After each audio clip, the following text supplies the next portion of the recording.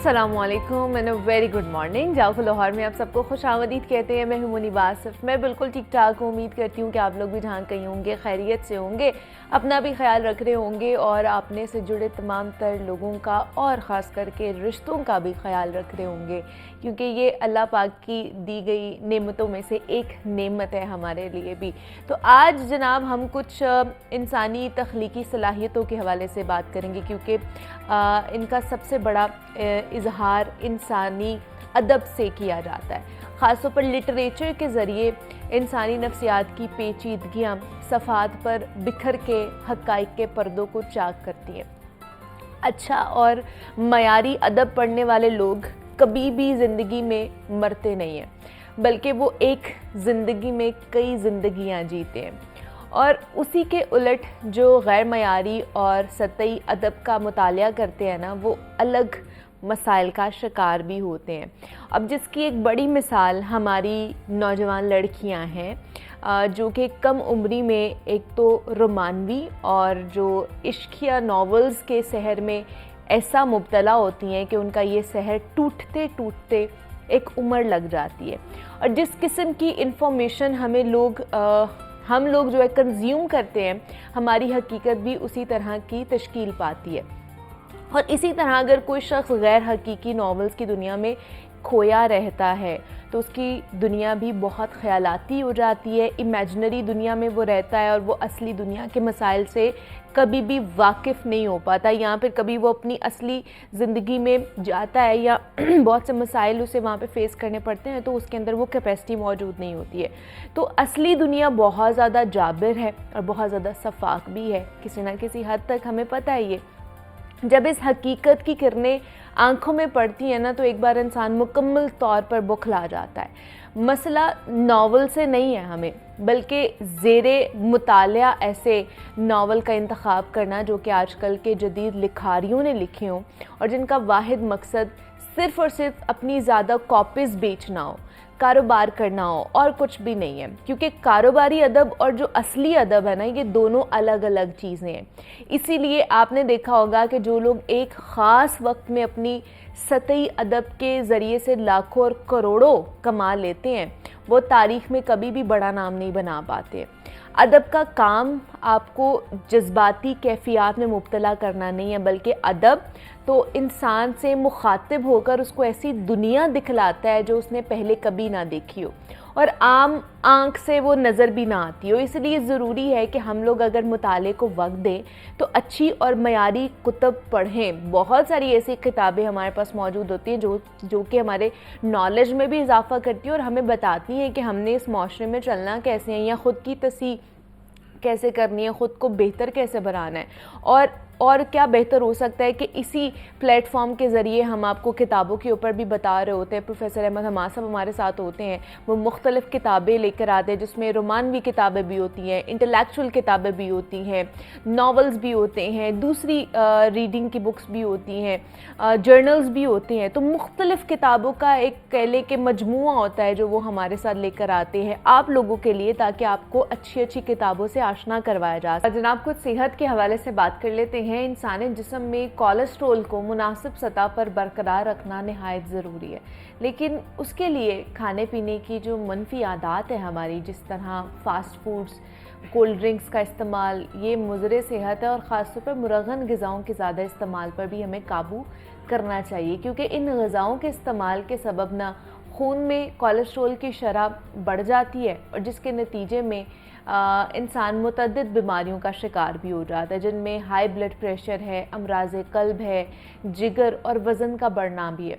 लिहाजा जिस्म में कोलेस्ट्रोल की सतह को बरकरार रखने के लिए रोज़ाना की बुनियाद पर ग़िज़ा में हमें सब्ज़ियाँ लेनी चाहिए, सलाद का इस्तेमाल करना चाहिए, मुख्तलिफ़ फलों और फ़ाइबर से भरपूर ग़िज़ाओं का इस्तेमाल बहुत ज़रूरी है। अब ऐसी ग़िज़ाएँ क्योंकि जिस्म में कोलेस्ट्रोल की सतह को बैलेंस रखती हैं, मदद फराम करती हैं उसे, तो इसी वाले से आज हमने बात करनी है कि कौन से ऐसे विटामिन्स हैं, मिनरल्स हैं, एंटीऑक्सीडेंट्स हैं और उससे भरी ग़िज़ाएँ ऐसी कौन कौन सी हैं जो हम खा सकते हैं जो कि हमारे कोलेस्ट्रॉल लेवल्स को बैलेंस रख सके। और ख़ास तौर पर उन लोगों के लिए जिन्होंने रोज़ों में और ख़ास तौर पर ईद के 3 दिनों में बहुत ज़्यादा एहतियात नहीं की है, अपने खाने पीने के हवाले से बहुत ज़्यादा बदपरहेज़ी की है, उनके कोलेस्ट्रॉल का मसला कहाँ तक पहुँच गया होगा, तो उनके लिए किन किन किन चीज़ों का इंटेक करना बहुत ज़रूरी है, उस पर बात करते हैं। हमारे साथ स्टूडियोज़ में clinical nutritionist and dietitian Amreen Kaleem मौजूद है। अमरीन, आपको वेलकम कहते हैं जागो लाहौर में। कैसी हैं आप? ठीक हैं? थैंक यू सो मच, अल्लाह का शुक्र, मैं बिल्कुल ठीक। आप ठीक हैं? मैं भी बिल्कुल ठीक ठाक। अमरीन,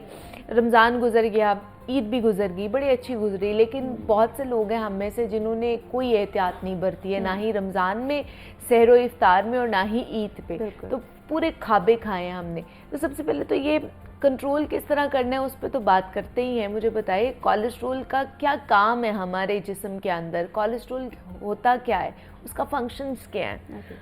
सबसे पहले तो जब भी कोलेस्ट्रॉल की बात आती है तो कोलेस्ट्रॉल जो है एक बैड वर्ड्स में हम लोग यूज़ करते हैं कि कोलेस्ट्रॉल है तो दिस इज़ वेरी बैड। हाँ, एग्जैक्टली। सबसे पहले तो मैं आपको बताऊंगी, क्लैरिफिकेशन करूंगी, cholesterol is actually very essential for your body. अच्छा, इसके मल्टीपल फंक्शंस हमें तो लगता है सिर्फ बैड कोलेस्ट्रॉल ही है, यहाँ पे कोलेस्ट्रॉल समझ आती है तो हम कहते हैं ये तो नुकसानदेह है। नो, कोलेस्ट्रॉल के बहुत सारे एसेंशियल फंक्शंस है आपकी बॉडी में जो कि कोलेस्ट्रॉल नेचुरली परफॉर्म कर रहा होता है, जिसमें से सबसे पहले तो आपकी टिश्यू और आपकी जो रिपेयरमेंट होती है बॉडी की वो करते हैं। आपकी विटामिन डी बनने में जो एड प्रोवाइड करते हैं वो आपका कोलेस्ट्रॉल करते हैं। आपकी हार्मोनल प्रोडक्शन जैसे एस्ट्रोजन और टेस्टोस्टेरोन, इनकी प्रोडक्शन में भी कोलेस्ट्रॉल आपको एड करता है। और सबसे बड़ी चीज़ कि हमारी बाइल प्रोडक्शन में, जो कि हमारा लिवर प्रोड्यूस करता है, जिससे हमारा फैट जो है वो डाइजेस्ट होता है अच्छे से, क्योंकि हमारी नॉर्मल बॉडी के पास एंजाइम्स नहीं होते कि वो फैट को प्रॉपर डाइजेस्ट कर सके।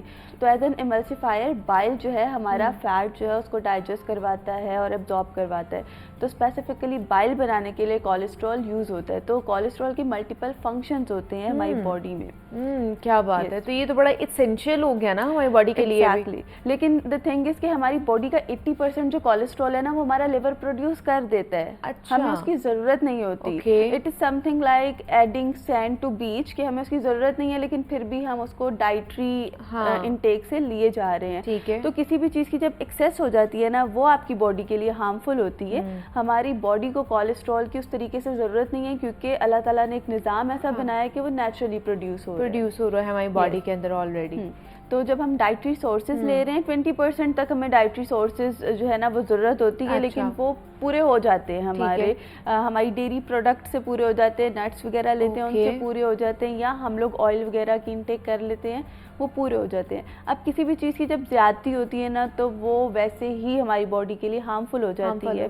अब कोलेस्ट्रॉल की जैसे 2 टाइप्स होती हैं, HDL और LDL। They both are very famous. HDL हमारा हाई डेंसिटी अच्छी क्वालिटी का कोलेस्ट्रॉल है जो कि इन सब फंक्शंस में हेल्प करता है। एक लो क्वालिटी का कोलेस्ट्रॉल है जो हमारा जो है बॉडी से एक्सक्रीट आउट करना होता है बॉडी ने बेसिकली।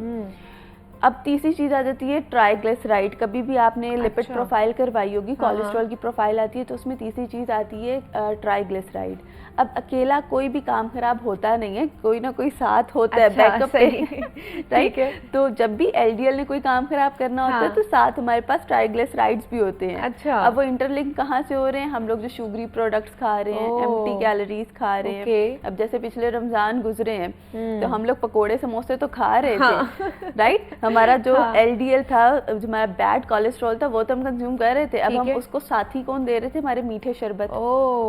राइट। तो अब क्या होगा कि ट्राइग्लिसराइड हमारी एक्स्ट्रा एनर्जी होती है। बॉडी क्या करती है, जब आप एक्सेस में एनर्जी खा लेते हैं ना, आपको ज़रूरत नहीं होती, आप बहुत ज़्यादा फूड कंज्यूम कर रहे हैं, अब बॉडी को इतनी एनर्जी की ज़रूरत नहीं है क्योंकि आप काम तो कर नहीं रहे, तो वो एनर्जी फैट में कन्वर्ट कर देगा। फैट फिर कन्वर्ट हो जाएंगे आपके ट्राइग्लिसराइड में। अब ट्राइग्लिसराइड और LDL मतलब आपका ज़्यादा मीठा खाना और आपका तली हुई चीज़ें खाना, फैट, दोनों चीज़ें, ऑयली चीज़ें ज़्यादा लेना, दोनों इंक्रीज होगा तो इवेंचुअली क्या होगा, आपका जो गुड कोलेस्ट्रॉल है वो कम हो जाएगा।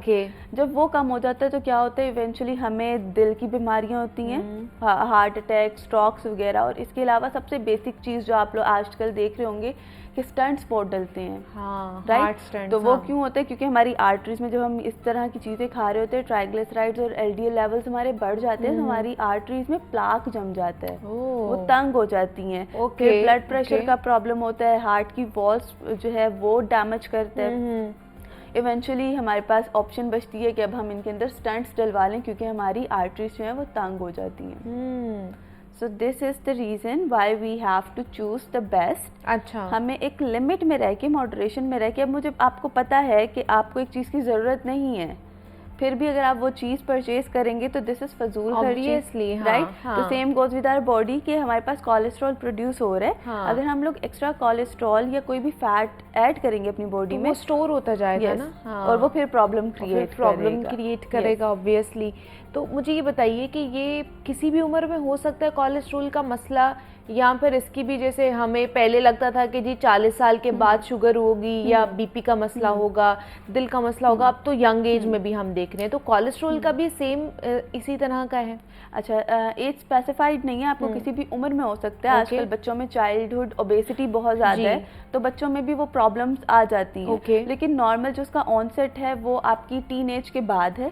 उसका रेगुलर रीज़न ये कि आप ग्रोथ फेज में होते हो, आपकी बॉडी में मल्टीपल चेंजेस हो रहे होते हैं, आपकी एक्टिविटी थोड़ी ज़्यादा होती है comparative to an older adult, कि आप जब अपनी 20s में पहुंच जाते हो ना, तो टीन एज तक आप काफ़ी ज़्यादा फिजिकल एक्टिविटी मैक्सिमम लोग कर रहे होते हैं, 70 to 80% अपनी फिजिकल एक्टिविटी के ऊपर फोकस रखते हैं।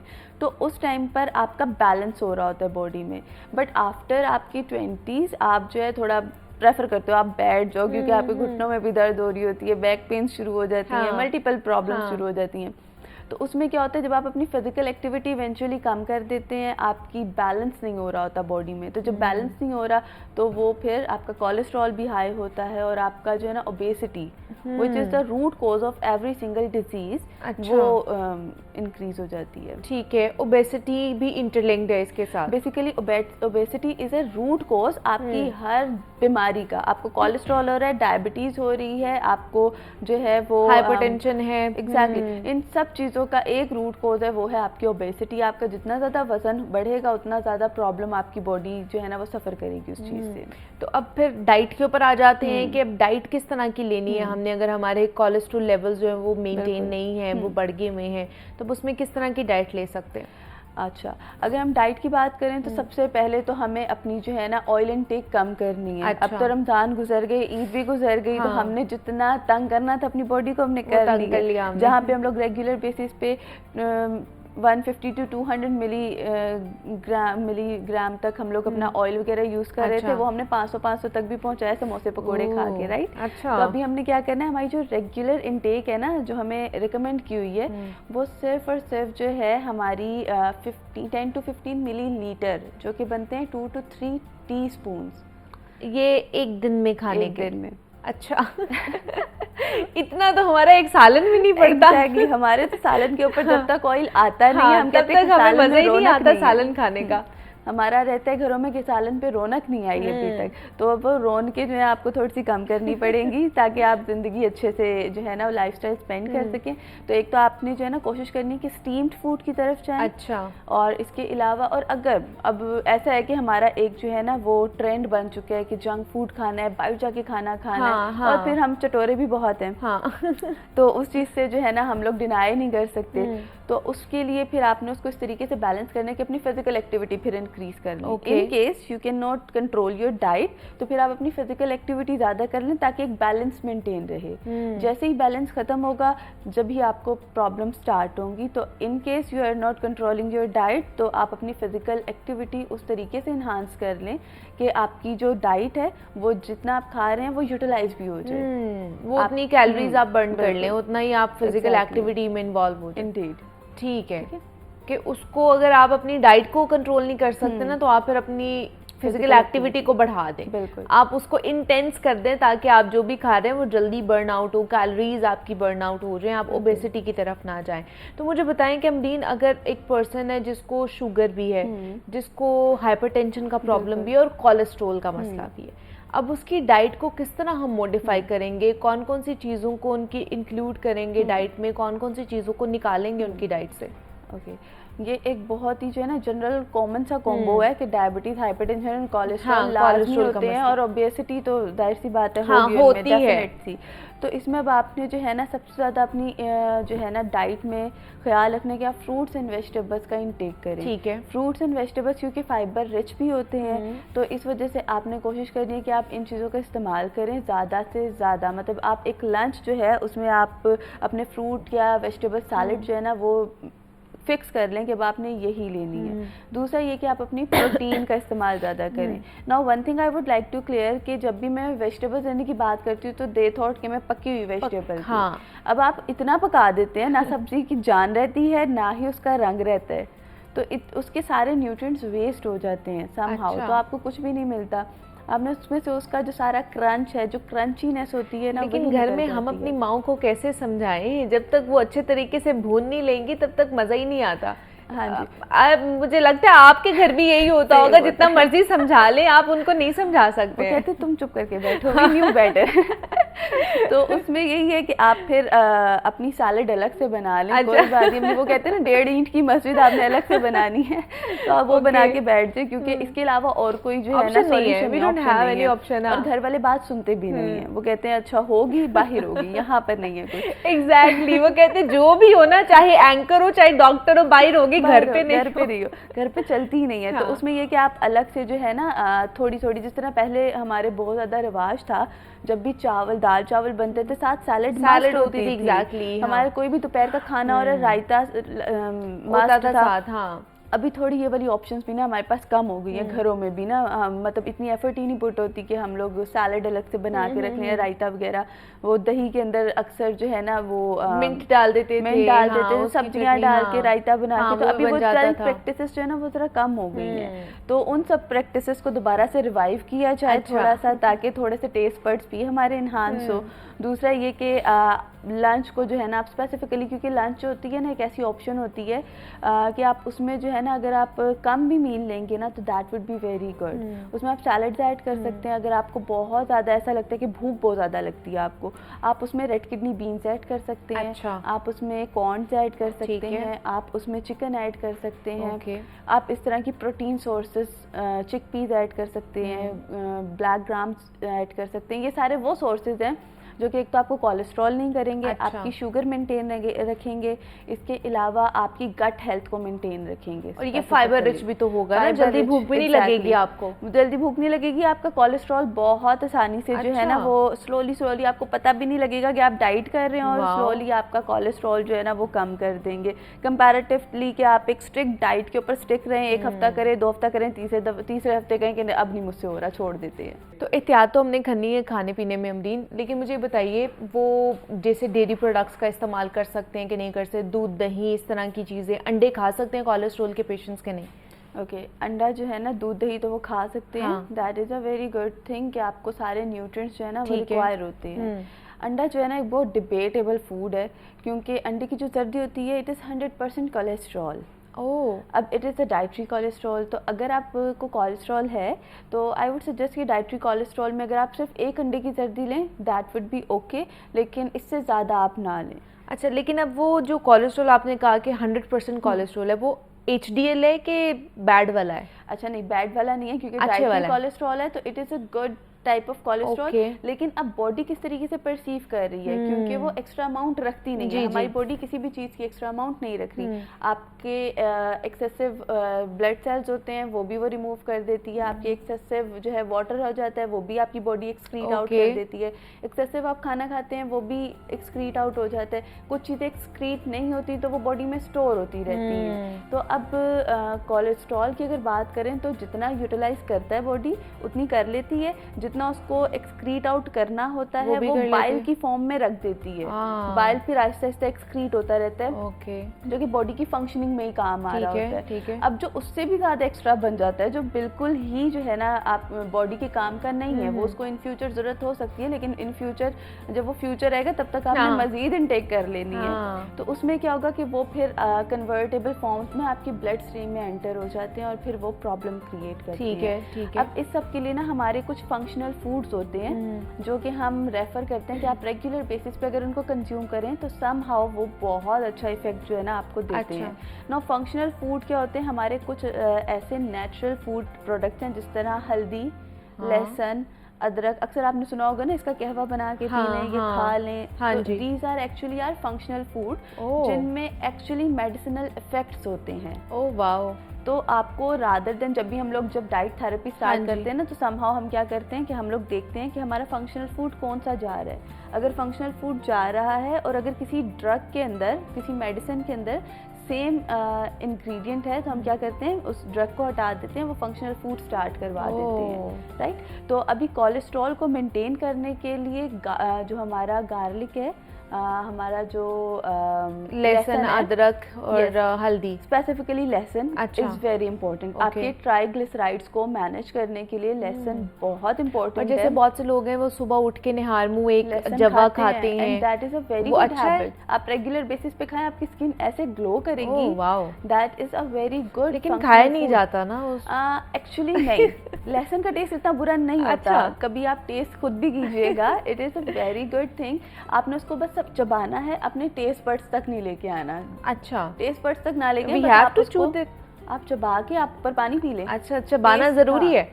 वो बहुत से लोग होते हैं ना, कहते हैं जी उसके छोटे छोटे पीसेस करके उसको वैसे ही निकल जाए आप पानी के। हाँ जी, आप उसको निकल जाए छोटे पीसेस करके। देखें जो प्रॉब्लम होती है ना, आपके दांतों के ऊपर टेस्ट बड्स नहीं होते, आप उसको चबा लेंगे फौरन आप पानी पी लें। कुछ मैं रेगुलर बेसिस पे यूज करती हूँ। Oh wow. आप जब उसको अपनी जुबान के साथ टच करेंगे ना, आपके टेस्ट बड्स का सारा काम होता है कि वो कहते हैं कि ये अच्छा नहीं है, दांतों को क्या पता, आप बस चबाएं और पानी पी लें। तो बेसिकली कहने का मकसद ये है कि वो बहुत अच्छा रहता है आपकी ओबेसिटी को ट्रीट करने में, आपके ट्राइग्लिसराइड्स को मैनेज करने में, वेट मैनेज करने में और इवेंचुअली कोलेस्ट्रॉल भी मैनेज करने में। तो आप जो है garlic as a functional food regular basis पे ले सकते हैं। लेकिन उसका मतलब ये नहीं है अब आप गार्लिक ले रहे हैं, आप कह रहे हैं कि मैं जो लहसुन खा रहा हूँ और मैं फिर कुछ भी खा सकता हूँ, ऐसा नहीं करना। आपने अपनी जो है मेंटेन रखनी है, डाइट मेंटेन रखनी है। एज एन एड आपने उसको भी ऐड कर लेना है एज अ फंक्शनल फूड के वो आपको जो है ना कुछ बेनिफिट देना। मतलब आपने अब रोज जो है ना, जिनको खासतौर पर कोलेस्ट्रॉल का मसला है, तो आपने सुबह उठ के निहार मुंह जो है ना वो एक लहसुन का जव्वा जो है ना वो जरूर खाना है, खा लेना, जुबान के ऊपर नहीं लगने देना, टेस्ट नहीं करना, बस पानी पी लेना, मेडिसिन समझ के खा लें। तो उसका जो एक्टिव इंग्रेडिएंट है allicin, that is very well functional for lowering your triglycerides। अच्छा, एक वो उसके लिए भी, दूसरा जैसे अमरीन ने कहा कि वो आपकी स्किन के लिए भी बहुत अच्छा है, तो आपकी स्किन भी ग्लो करेगी। तो आप इसी चक्कर में खा लें कि आपकी स्किन बड़ी अच्छी रहेगी, तो आपकी बाकी प्रॉब्लम्स भी जो है ना वो हल हो जाएंगी। तो हमारे साथ अमरीन कलीम मौजूद है। Amreen, thank you so much for coming. और हम कोलेस्ट्रॉल के हवाले से खासतौर पर बात कर रहे थे कि कोलेस्ट्रॉल को किस तरह बैलेंस हमने करना है, उसकी जो सतह है उसको बैलेंस आउट किस तरह करना है, कौन कौन सी चीज़ें, कौन कौन सी डाइटरी हैबिट्स आपको उसमें लेनी चाहिए, तो उस पर बात की है। यहाँ पर एक ब्रेक लेनी है, मिलते हैं इस ब्रेक के बाद।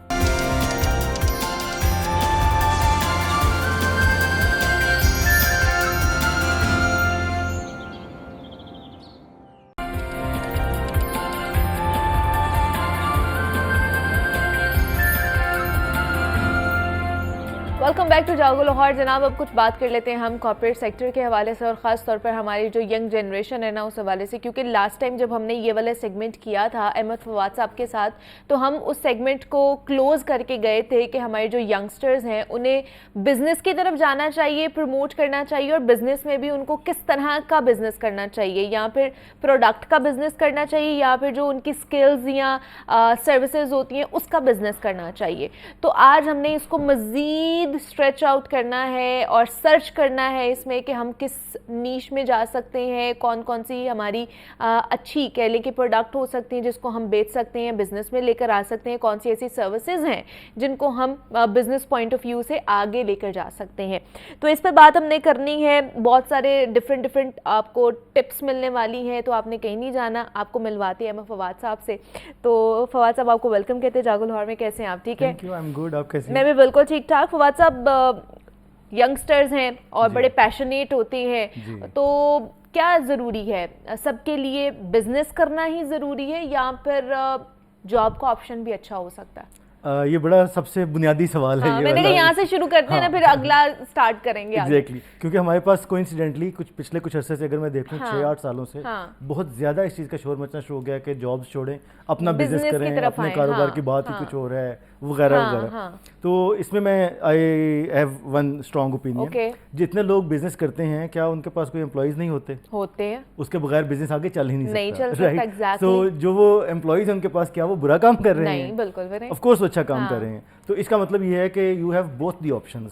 जितने ज्यादा बिजनेसेस फैलेंगे वो तो बहुत अच्छी बात है, आप सेल्फ सफिशिएंट हो जाते हैं, आपके पास रेवेन्यू स्ट्रीम्स बढ़ जाती हैं। लेकिन जो लोग एम्प्लॉयड हैं ऑलरेडी, जो जॉब कर रहे हैं, उनकी भी रीजंस हैं उनके पास। ऐसा नहीं है कि वो शौक से कर रहे हैं, शौक से तो बहुत कम लोग करते हैं। तो उनकी नीड्स हैं, उनकी रीजंस हैं कि वो जॉब क्यों कर रहे हैं। हो सकता है कुछ आप जैसे एम्बिशियस हों, जिन्होंने 2 साल का अरसा रखा हो कि जॉब करूंगा, इतना मैं रूटीन पे खर्च करूंगा, इतना सेव करूंगा, तो 2 साल के बाद मुझे बिजनेस पे जाना है, तो दैट्स अ गुड स्ट्रेटजी। तो आप जॉब कर रहे हैं या बिजनेस कर रहे हैं, एक चीज़ जरूर जहन में रखें, हमने अपने इस प्रोग्राम में भी बात की थी, एक होता है एम्प्लॉय माइंडसेट, एक होता है एंटरप्रेन्योरियल माइंडसेट। तो अगर आप जॉब भी करते हैं बिजनेस की होलिस्टिक पिक्चर को समझने के लिए कि आपका जो बॉस है या ओनर है वो किस सोच से इन्वेस्टमेंट करता है, क्यों एम्प्लॉयज हायर करता है, कहाँ पे पैसे लगाना रोक देता है, कहाँ इन्वेस्ट करता है, अगर आप इस कंप्लीट पिक्चर को देख के अंडरस्टैंड करके जॉब कर रहे हैं, फिर तो आप बिजनेस की तरफ जा सकेंगे जिंदगी के किसी भी हिस्से। लेकिन अगर आप सिर्फ ये सोचते हैं कि मेरी तो जॉब इतनी सी है, 2 घंटे की है, बस वो करूंगा और उसके बाद भाग जाऊंगा, या मुझे यानी एम्प्लॉय माइंडसेट में रहना है, मेरी जेडीज इतनी सी हैं वगैरह वगैरह, तो फिर आपको लाइफ टाइम में जॉब करेंगे, बिजनेस की तरफ आना आपका मुमकिन नहीं होगा। So that is your choice, both are okay about your, it is not about yourself, decision आपका है, लेकिन you have to have entrepreneurial mindset to succeed. अच्छा, अब ये बिजनेस में भी अगर हमने जाना है तो उसमें अब ये जैसे मैंने बात की कि सर्विसेज भी आ जाती हैं और प्रोडक्ट बिजनेस भी आ जाता है, तो इसमें दोनों में बेसिक डिफरेंस क्या है, क्या फ़र्क है? बुनियादी फ़र्क बड़ा सादा सा है मुनीबा। एक तो ये है कि हम इनको अलग अलग देखें तो सर्विस और बिजनेस प्रोडक्ट में प्रोडक्ट टेंजिबल चीज है, आप उसको you can touch, you can feel, you can see. वो लास्ट टाइम भी हमने इस पर बात की जी, एग्जैक्टली। और वो टेंजिबल है और सर्विस इनटेंजिबल है। आप जो इनटेंजिबल चीज़ है, मसलन मैं कहता हूँ कि मैं बहुत अच्छी ट्रेनिंग करवाता हूँ, तो इसकी फौरी तौर पे विजिबिलिटी कहीं पे नहीं है। कैसे नहीं है? मैं कहता हूँ बहुत अच्छी करवाता हूँ तो I will have to prove it to you, फिर मुझे आपको दिखाना पड़ेगा कि मैं क्या करता हूँ, कैसे करता हूँ, कोई सिस्टम दिखाना पड़ेगा, करके शो करना पड़ेगा। लेकिन अगर मैं कहता हूँ मैं कप बहुत अच्छा बनाता हूँ, ये देखे मैंने कप बनाया, तो you can touch and feel it के यार अच्छा ठीक है। मैं कहता हूँ ये अनब्रेकेबल है तो आप फेंक के भी देख सकते हैं कि ये नंबर 1 ये है कि it has to be tangible अगर प्रोडक्ट है और सर्विसेज इनटेंजिबल है। दूसरा ये है कि जो प्रोडक्ट है उस पर आपको सरमाया चाहिए। आप अगर प्रोडक्ट का बिजनेस करना चाहते हैं, सरमाया है, कुछ खास एक अमाउंट है, आप इन्वेस्ट कर सकते हैं। सर्विसेज का बिजनेस आप सरमाए के बगैर भी शुरू कर सकते हैं। आप बहुत अच्छा पढ़ाते हैं, किसी स्कूल में जाके, यूनिवर्सिटी में जाके ऑफर करें तो आप वहीं से शुरू कर देंगे। सो या आप किसी को साथ अपने मिलाना चाह रहे हैं तो इस सर्विसेज के बिजनेस में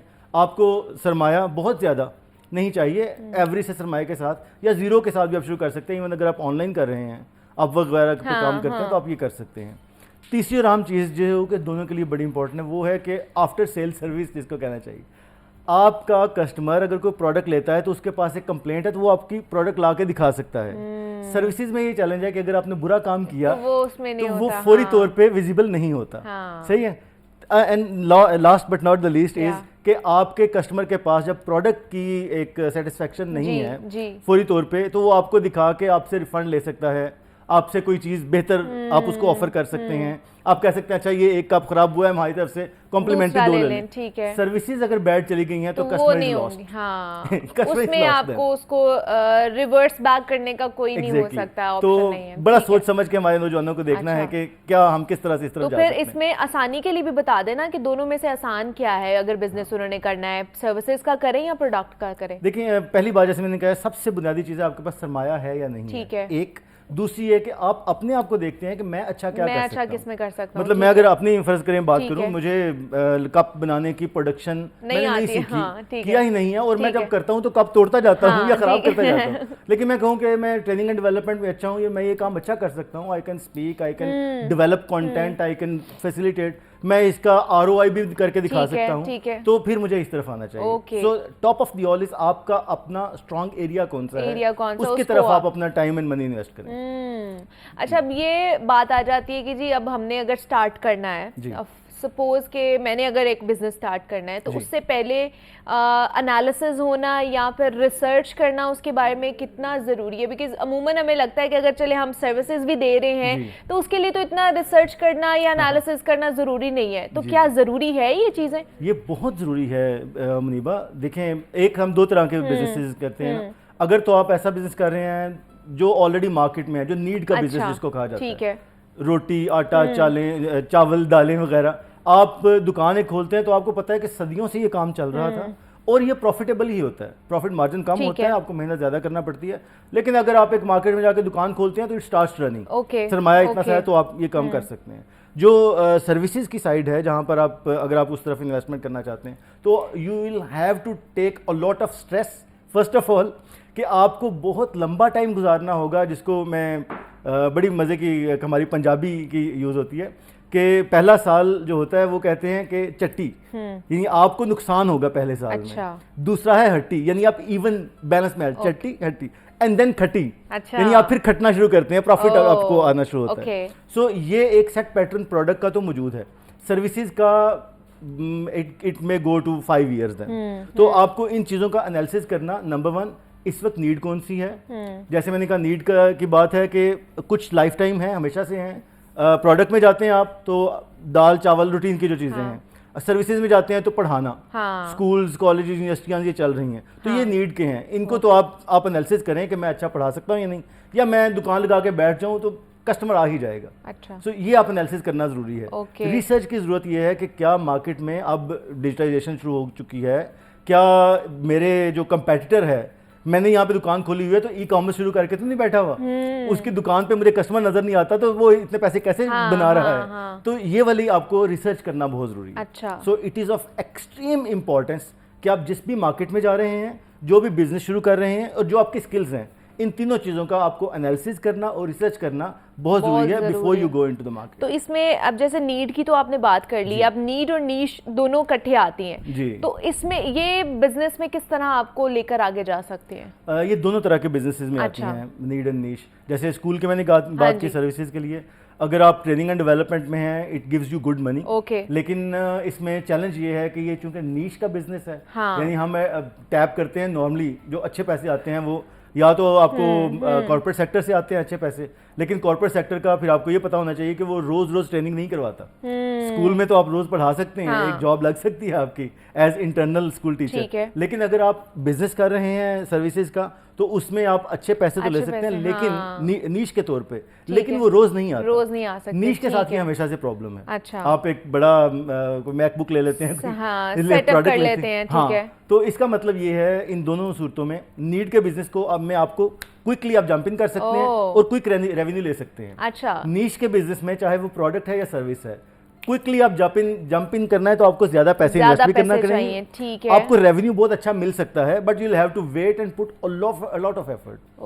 सो you can choose any of these two. अलबत्ता ये दोनों चीजें मौजूद हैं, दोनों में आप कर सकते हैं। अच्छा, क्योंकि वक्त थोड़ा सा कम है तो मैं ये चाहूंगी कि हमारे जो नौजवान हैं उनको एक तो आप टिप्स दें कि वो किस तरह बिजनेस कामयाब बना सकते हैं, और उन्हें लोकल मार्केट को टारगेट करना है या इंटरनेशनली मार्केट को टारगेट करना है ताकि उनका बिजनेस बढ़े। मुनीबा, सबसे अहम बात यह है कि अगर आप इंटरनेशनल मार्केट को टैप करते हैं तो 2 प्लसेस हैं। मैं कहूँगा कि इंटरनेशनल मार्केट को जरूर टैप करें। उसकी वजह यह है कि अगर आप लेट्स से सर्विसेज दे रहे हैं और यूएस यूके में दे रहे हैं तो आप एक चीप लेबर हैं उनके लिहाज से, लेकिन यहाँ पर आपको बहुत अच्छे पैसे मिल रहे हैं, बिल्कुल अच्छे होते हैं। अच्छा, अगर आप अपनी को प्रोडक्ट भेजते हैं दूसरे मुल्कों में, गरीब मुल्कों में, युगांडा और इन साइडों पे, तो आप अच्छी प्रोडक्ट भेज सकते हैं अच्छे पैसों में, बिल्कुल। सो अगर आप लोकल मार्केट में रहते हैं तो चैलेंज तो है इसके अंदर, लेकिन इंटरनेशनल मार्केट को टैप करते हैं तो आपको ज्यादा रेवेन्यू ज्यादा आ सकता है। और दूसरा, लास्टली के जो हमारा सोशल मीडिया है वो कितना इंपॉर्टेंस रखता है इसमें? बहुत ज्यादा। He who is not on social media is nowhere.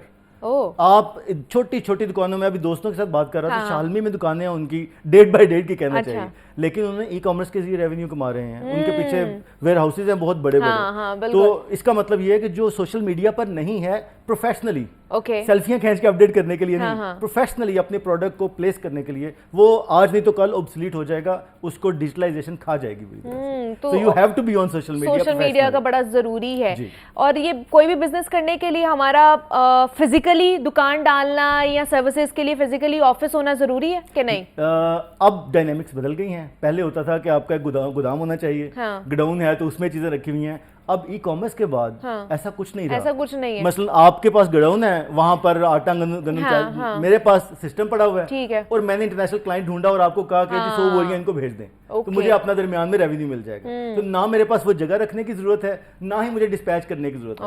आपको भी बिजनेस मिल गया और मुझे भी। क्या बात है। पहले होता था कि सर्विस के लिए ऑफिस जरूरी होता था, प्रोडक्ट के लिए गोडाउन जरूरी था। अब ऐसा नहीं है जब से डिजिटलाइजेशन का जमाना आया है। ई कॉमर्स में अगर आप जाते हैं तो you can go without it. इसलिए be smart, be smart and do smart. तो ये वो जमाना आ चुका है कि आपने किस चीज में इन्वेस्ट करना है। तो उसमें हमने आपको दोनों कैटेगरीज बता दी हैं कि अगर आप प्रोडक्ट में करना चाहते हैं तो उसमें भी यही सारी चीजें आपके पास, और अगर आप सर्विसेज सेल आउट करना चाहते हैं तो उसमें भी यही ग्राउंड्स हैं आपके पास जिसमें आप एक्सेल कर सकते हैं। तो अहमद फवाद साहब हमारे साथ मौजूद है। फवाद साहब, thank you so much for coming here.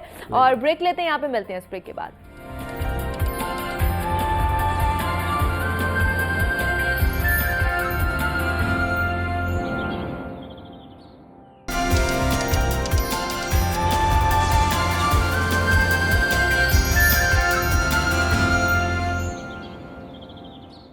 Welcome back to जागो लाहौर। जनाब, अब कुछ जोड़ों के हवाले से बात कर लेते हैं। जोड़ों के दर्द की बड़ी वजूहात में एक तो बढ़ती उम्र है, उठने बैठने के गलत अंदाज हैं, ख़राब ग़िज़ाई आदत हैं और विटामिन डी की कमी। कुछ बीमारियां और हादसात जो है ना वो जोड़ों के दर्द की नुमाया वजूहात में शामिल हैं। अब हड्डियां जिस्म की साख्त भी बनाती हैं और हड्डियों में मौजूद गूदा जो है वो खून के अज्जा तैयार करता है। जब भी हड्डियां दुखती हैं या दर्द होता है ना तो कोई ना कोई ऐसा मर्ज़ ज़रूर होता है जो उन्हें अजियत पहुंचा रहा होता है। कभी कभार ये मर्ज़ यूरिक एसिड की वजह से होता है, कभी कैल्शियम की कमी की वजह से, या फिर विटामिन डी की कमी की वजह से भी हड्डियों और जोड़ों में जो दर्द है ना वो लाहक होना शुरू हो जाता है। कभी हड्डियों की साख्त निहायत नरम हो जाती है तो कभी काफ़ी सख्त हो जाती है, मगर अक्सर ये दर्द जो है वो असाबी कमज़ोरी से होता है जिसे नौजवान नस्ल तस्लीम नहीं करती है। तो हड्डियों में चोट आने से कुछ अरसे बाद ये दर्द जन्म लेता है, क्योंकि अक्सरियत जो है वो फिजियोथेरेपी का सहारा लेती है, वो मुस्तनिद डॉक्टर्स के पास नहीं जाते हैं। अब उनमें हीट थेरेपी अगर कराई जाए और मरीज़ को सर्दी से बचने का मशवरा ना दिया जाए तो आर्जी तौर पर तो दर्द में आराम ज़रूर आता है, मगर कुछ अरसे बाद दोबारा वहीं पर स्वेलिंग हो जाएगी और वो दर्द दोबारा होना शुरू हो जाएगा। अब हमें थोड़ी सी भी हड्डी में चोट लगती है या फिर कोई हमारा जोड़ दुखना शुरू कर देता है तो सबसे पहले जो ख्याल आता है ना वो ऑर्थोपेडिक के पास जाने का नहीं आता, वो आता है या तो हम किसी पहलवान के पास चले जाएं जो हमारे इर्द गिर्द मौजूद हो, हड्डी वाला, या फिर जिराह के पास चले जाएं तो उससे जाके हम इलाज करा लें। तो इन लोगों के पास जाना कितना ख़तरनाक साबित हो सकता है हमारे लिए, हमारी हड्डियों के लिए या जोड़ों के लिए। तो इस पर आज हमने बात करनी है। दूसरा, आजकल हम ये भी सुन रहे हैं कि आयरोज़ के फलां का जोड़ तब्दील हो गया, घुटनों की रिप्लेसमेंट ख़ास तौर पर आजकल बहुत ज़्यादा हो रही है। तो ये क्यों होती है, कौन से ऐसे मराहिल में हम पहुंच जाते हैं जिसकी वजह से अब रिप्लेसमेंट ही आखिरी ऑप्शन हमारे पास बचता है। तो इस पर बात करनी है। डॉक्टर अकमल ज़ेब हमारे साथ मौजूद हैं, ऑर्थोपेडिक सर्जन हैं, तो उनसे बात करते हैं। डॉक्टर साहब, आपको वेलकम कहते हैं जागो लाहौर में। कैसे हैं आप? ठीक है, thank you, I am good, अल्हम्दुलिल्लाह। डॉक्टर साहब, जैसे अभी ईद गुजरी है, अभी रमज़ान गुजरे हैं, अब बहुत से लोग ना बीमारियों का शिकार होते जा रहे हैं ग्रेजुअली। तो सबसे ज़्यादा जो है ना वो ख़वातीन में, क्योंकि स्टैंडिंग बहुत ज़्यादा काम था, फिर लोड बहुत ज़्यादा बढ़ जाता है, तो जोड़ों में दर्द बहुत ज़्यादा है इस टाइम जो है ना ख़वातीन को। तो उसके लिए क्या आप रेमेडीज़ बताएंगे? देखें, जोड़ हैं, हड्डियां हैं, या जिस्म के बाकी अज्जा हैं, हर जिस्म का जो जुज़्व है उसकी अपनी सेहत, उसकी अपनी क्वालिटी, उसकी अपनी स्ट्रेंथ बहुत ज़रूरी है ताकि किसी भी मसले से बचा जा सके। जब भी जिस्म का कोई हिस्सा स्ट्रेस में जाता है तो उस स्ट्रेस की पहली अलामत जो होती है वो पेन की शक्ल में मरीज़ प्रेजेंट करता है। अच्छा, ओके। तो पेन की जो वजह है वो आम तौर पे, अगर तो हमारे पट्टे और हमारे जोड़ मजबूत हों तो वो जो स्ट्रेस एक्स्ट्रा स्ट्रेस पड़ती है हमारे जिस्म पे उसको वो बर्दाश्त कर लेते हैं और पेन इतनी जल्दी नहीं निकलती। ठीक है। लेकिन एक लफ्ज़ आपने इस्तेमाल किया असाबी कमज़ोरी या पट्ठों की कमज़ोरी, वो एक ऐसी चीज़ है जिसकी वजह से सारा लोड हमारे बोन्स और जॉइंट्स पे आता है, क्योंकि पट्ठे बतौर शराकतदार बोन्स और जॉइंट्स को हेल्प आउट नहीं कर पा रहे होते। तो जब बोन्स और जॉइंट्स पे एक्स्ट्रा लोड आता है तो बोन्स और जॉइंट्स में वो पेन होती है, जिसके साथ मरीज़ जो है वो जल्दी थक जाता है, वो अपने काम काज नहीं कर पाता, वो रोज़मर्रा ज़िंदगी से डिस्टर्ब होने लग जाता है। तो ख़ास तौर पे आपने बात की कि रमज़ान के महीने में, रमज़ान के महीने में आमतौर पे हड्डियों और जोड़ों के मसाइल खासे कम हो जाते हैं, क्योंकि लोगों का खाना पीना बद परहेज़ी उस तरह से नहीं होती, लॉन्ग फास्टिंग आवर्स होते हैं, वेट रिडक्शन की तरफ मरीज़ जाते हैं, तो काफ़ी हद तक चीज़ें कंट्रोल में रहती हैं। दूसरे नंबर पे अल्लाह ताला ने इंसानी जिस्म को ऐसे बनाया कि जितना इंसानी जिस्म काम करता है वो उतना मजबूत होता चला जाता है। तो चूँकि हमारे जिस्म में रमज़ान में ख़वातीन जो हैं काम ज़्यादा करती हैं, लॉन्ग स्टैंडिंग आवर्स हैं, अगर उनके जिस्म में किसी तरह के नमकियात विटामिन्स की कमी ना हो तो ये एक बेनिफिशियल रोल प्ले कर सकता है रमज़ान का महीना, जिसमें उनके मसल्स और बोन्स डेवलप कर सकते हैं। बट अनफॉर्चुनेटली हमारी मैक्सिमम पॉपुलेशन विटामिन्स और मिनरल्स डेफिशिएंट है। उस डेफिशिएंसी की वजह से जब वर्कलोड आता है तो सिम्टम्स जो हैं वो वर्स होना शुरू हो जाते हैं। मैंने अब ये रिसेंट डेज में बहुत से ख़वातीन, ख़ास तौर पर जो हमारे घर की ख़वातीन हैं, उनमें देखा है कि स्टैंडिंग आवर्स क्योंकि बहुत ज़्यादा थे तो उसकी वजह से पाँव सूज जाते हैं, उनके जो पाँव के ऊपर टखने हैं उनमें स्वेलिंग होना शुरू हो जाती है, दर्द होना शुरू हो जाती है। तो उसके लिए आप क्या बताएंगे और ये हो क्यों रहा है? देखें, इसकी जो हमारे पाँव हैं या लोअर बॉडी है वो सारा डिपेंडेंट एरिया है, क्योंकि वो हमारे हार्ट से बहुत दूर है। वहाँ से हार्ट से ब्लड का पाँव तक पहुँचना और फिर वापस आना, ये एक लंबा प्रोसीजर है। ठीक है। तो जब मरीज़ लंबे टाइम तक खड़ा रहता है या अगर उसको लंबे टाइम तक खड़ा रहने की आदत नहीं है या वो लॉन्ग ट्रैवल करता है तो आमतौर पे देखा जाता है कि जो बॉडी के डिपेंडेंट एरियाज़ होते हैं उनमें स्वेलिंग हो जाती है। इसको हम अपनी ज़ुबान में एडीमा कहते हैं, पीडल एडीमा कहते हैं। तो इसमें हम यही रिकमेंड करते हैं मरीज़ को कि रात को सोते टाइम अपनी टांगों को ऊंचा कर ले या नीचे कोई तकिया रख ले या फुट एंड बेड का एलिवेट कर दे, या स्टॉकिंग्स आती हैं, कुछ टेड स्टॉकिंग्स आती हैं। हम मरीज़ों को एडवाइस करते हैं कि जब भी आपने लंबे टाइम तक खड़ा रहना हो तो वो स्टॉकिंग पहन के खड़े रहें, ताकि जो आपके ब्लड की वापसी का अमल है उसमें किसी तरह की रुकावट ना आए और वो फौरन जो ब्लड हार्ट से निकल के जाता है वो वापस भी आ सके। अच्छा, तो ये सिर्फ ब्लड की सप्लाई ना पहुंचने की वजह से भी नहीं, ब्लड की सप्लाई पहुंच रही होती है, ब्लड की सप्लाई वापस नहीं आती। जिस वजह से ये मसाइल होते हैं लॉन्ग स्टैंडिंग की वजह से। जब एक सादा सा फार्मूला है, जिस तरह पानी को हमने अगर छत पे चढ़ाना हो तो उसके लिए हमें मोटर लगानी पड़ती है, इसी तरह हार्ट का जो अल्लाह ताला ने मैकेनिज्म बनाया है, हार्ट से ब्लड का नीचे जाना तो बहुत आसान है, लेकिन ब्लड का नीचे से ऊपर आना ये एक सक्शन मैकेनिज्म है। तो जब मरीज लंबे टाइम तक खड़ा रहता है तो वो मैकेनिज्म ओवरलोड हो जाता है।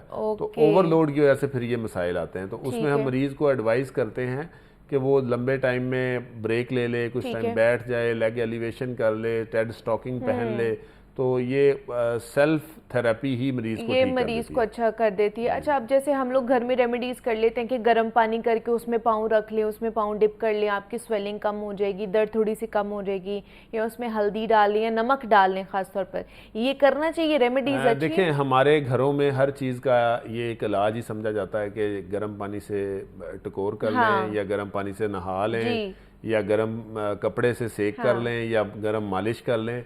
एक छोटा सा फार्मूला है जी। जब भी कोई एक्यूट इंजरी होती है या कोई एक्यूट चेंजेस आती हैं तो हम ठंडे पानी का या बर्फ़ की टकोर का इस्तेमाल करना चाहिए।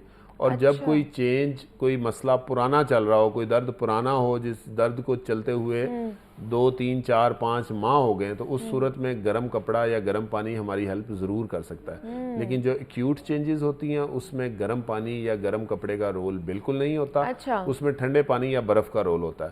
तो आपने बात की स्वेलिंग के ऊपर गर्म पानी का क्या रोल है। तो जब भी गर्म पानी को आप बॉडी पे डालेंगे या गर्म मालिश करेंगे या गर्म कपड़ा रखेंगे तो गर्माइश से हमारी जो वेसल्स होती हैं वो फूल जाती हैं। इसको हम वेजोडाइलेशन कहते हैं। जितनी ज़्यादा वेसल फूलती जाएगी उतना ज़्यादा उसमें ब्लड भरता चला जाएगा।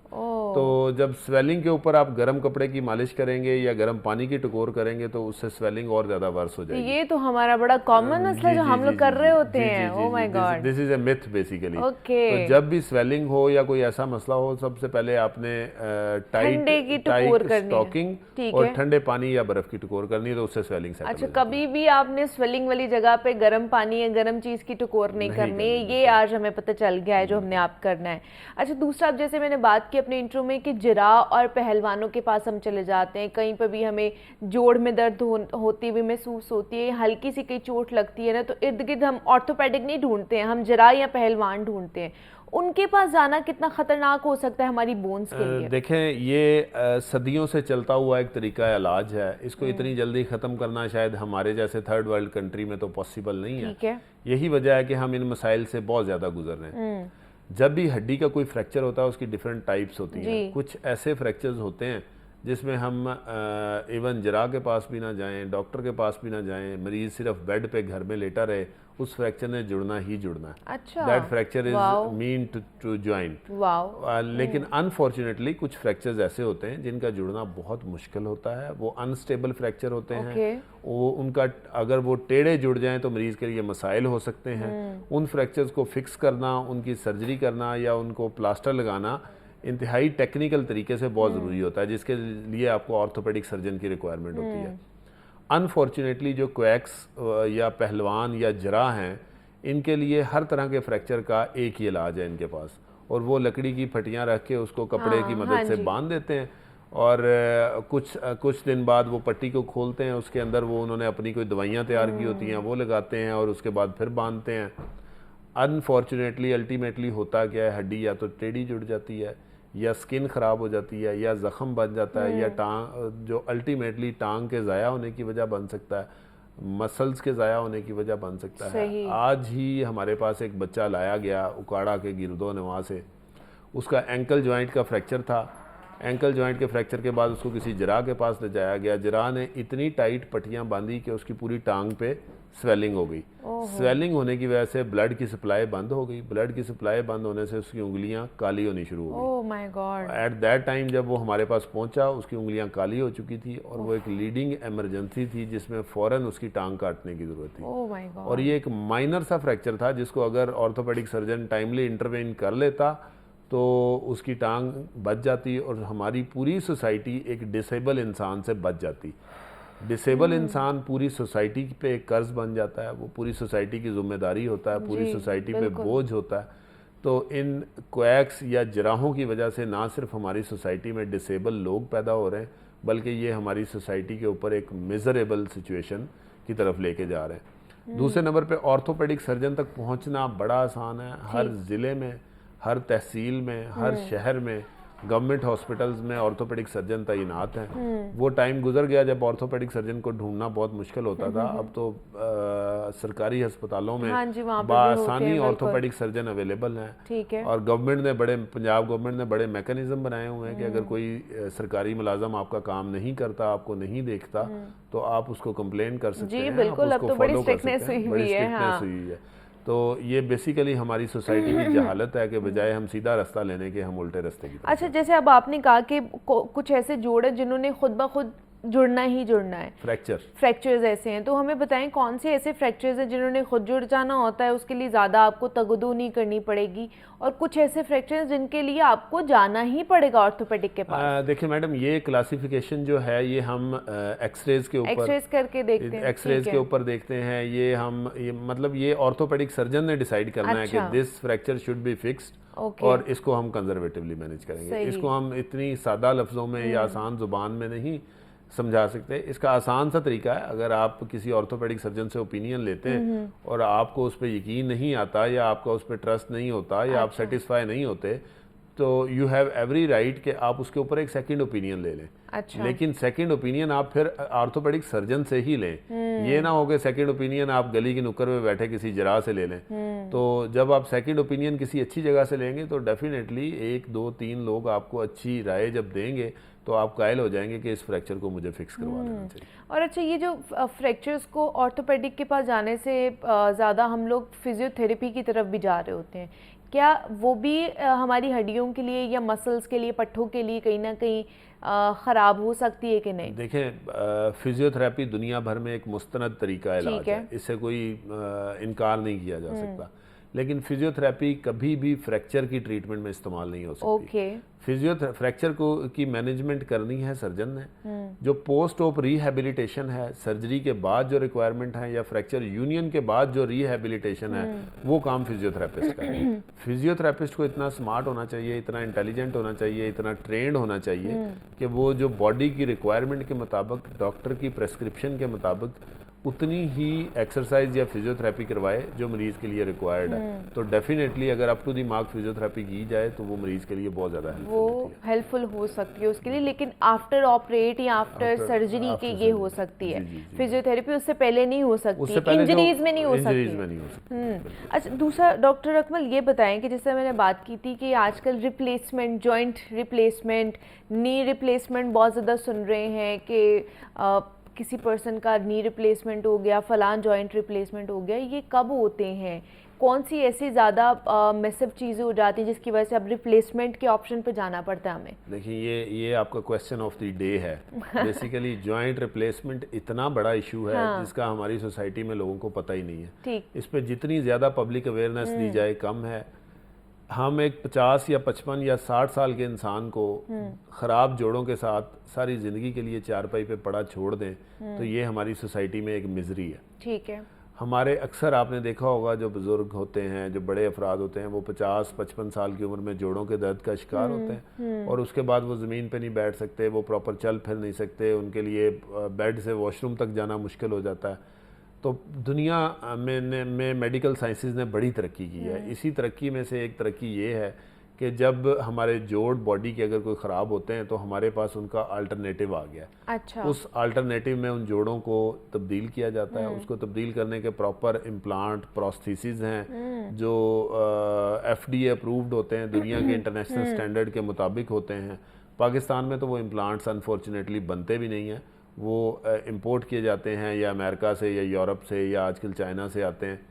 तो उन इम्प्लांट्स को प्रॉपर उनके तरीक़ेकार हैं, उसके बाद उसको गाइडलाइन के मुताबिक उन जॉइंट्स को रिप्लेस किया जाता है और इसके बड़े अच्छे रिजल्ट्स हैं। सबसे बढ़ के ये कि ये पंजाब भर के सरकारी अस्पतालों में ये सहूलत मौजूद है। अच्छा, ओके। और वो इम्प्लांट पाकिस्तान बैतुल माल के ज़रिए परचेज़ किया जाता है। पाकिस्तान बैतुल माल एक अदारा है जिसमें हम मरीज़ के बायोडाटा जमा करवाते हैं और वहाँ से मरीज़ के लिए उस इम्प्लांट को प्रोवाइड किया जाता है और मरीज़ का वो इम्प्लांट या पुर्जा या जोड़ सरकारी अस्पताल में सरकारी तौर पे तब्दील हो जाता है। इससे पहले एक टाइम था कि इन जोड़ों की तब्दीली के जितने ऑपरेशन थे ये बड़े बड़े प्राइवेट अस्पतालों में किए जाते थे, बड़े महंगे होते थे और मरीज से मिलियंस में पैसे लिए जाते थे। लेकिन अब ये सर्जरियाँ बआसानी सरकारी अस्पतालों में की जा रही है, सरकारी हॉस्पिटल में हो रही है। लेकिन मुझे ये बताएं कि कौन सी ऐसी स्टेज होती है जिस पे हमारे पास ऑप्शन नहीं और होता सिर्फ सिवाय रिप्लेसमेंट के? देखें, जॉइंट की जो सोजिश है या इन्फ्लेमेशन है उसका नाम हमने रखा हुआ है आर्थराइटिस। ओके। आर्थराइटिस की अगली एक फॉर्म है उसको हम कहते हैं ऑस्टियो आर्थराइटिस। जी। उससे अगली एक फॉर्म है उसको हम कहते हैं degenerative osteo arthritis. Okay. Degenerative osteo arthritis is basically related to age. अच्छा। डीजेनरेशन का मतलब हमें समझ आता है कि डीजेनरेशन एज के साथ साथ होती है। ठीक। जब पेशेंट आफ्टर 40s या आफ्टर 50s जाता है तो बॉडी में डीजनरेशन या वियर एंड टियर होना एक नॉर्मल चीज़ है। हर इंसान को इससे गुजरना होता है। जी। कुछ इंसानों में जेनेटिकली वियर एंड टियर थोड़ा स्ट्रॉन्ग होता है, थोड़ा तेज़ होता है, थोड़ा ज़्यादा होता है, जिससे आर्थराइटिस, डीजनरेटिव ऑस्टियो आर्थराइटिस ज़रा जल्दी आ जाता है। जब डीजनरेटिव ऑस्टियो आर्थराइटिस आना शुरू होता है तो उसकी 4 डिफरेंट स्टेजेस हैं, स्टेज 1, स्टेज 2, स्टेज 3, स्टेज 4। 1 से 3 तक जो स्टेज है उसमें हम मरीज़ की लाइफस्टाइल मॉडिफिकेशन करवाते हैं, मरीज़ को मेडिसिन देते हैं, मरीज़ की फिजियोथेरेपी कराते हैं, मरीज़ की बॉडी का वेट रिडक्शन कराते हैं, मरीज़ को चलने फिरने उठने बैठने उसका लाइफस्टाइल को चेंज करते हैं, जिसके बड़े अच्छे रिजल्ट हमें देखने में मिले। जब स्टेज 4 आ जाती है तो दैट इज़ लास्ट स्टेज। अच्छा। स्टेज 4 में आप मरीज़ को दवाइयों से, रिहैबिलिटेशन से, इंजेक्शन से बेहतर नहीं कर सकते, तो उसमें फिर हमें जॉइंट रिप्लेसमेंट की तरफ अच्छा, वो लास्ट स्टेज पे आपको जो है ना, दैट इज लास्ट स्टेज। उसमें हमारे पास जॉइंट रिप्लेसमेंट के अलावा कोई और ऑप्शन नहीं और कोई ऑप्शन नहीं है, उसमें सिर्फ आपको रिप्लेस ही कराना पड़ता है अपने जॉइंट को। तो इसीलिए अपनी हड्डियों का ख्याल रखें, अपने जोड़ों का ख्याल रखें। जब भी कोई ऐसी प्रॉब्लम हो, इंजरी हो, तो किसी मुस्तनद डॉक्टर के पास जाएं, ताकि मुस्तकबिल में कोई बड़े मैसिव प्रॉब्लम से आप ज़रूर बच सके। तो डॉक्टर अकमल ज़ेब हमारे साथ मौजूद है। डॉक्टर साहब, बहुत शुक्रिया Thank you जी, आपके वक्त का कि आपने हमें वक्त दिया। मुझे इजाज़त दीजिए, अल्लाह हाफ़िज़।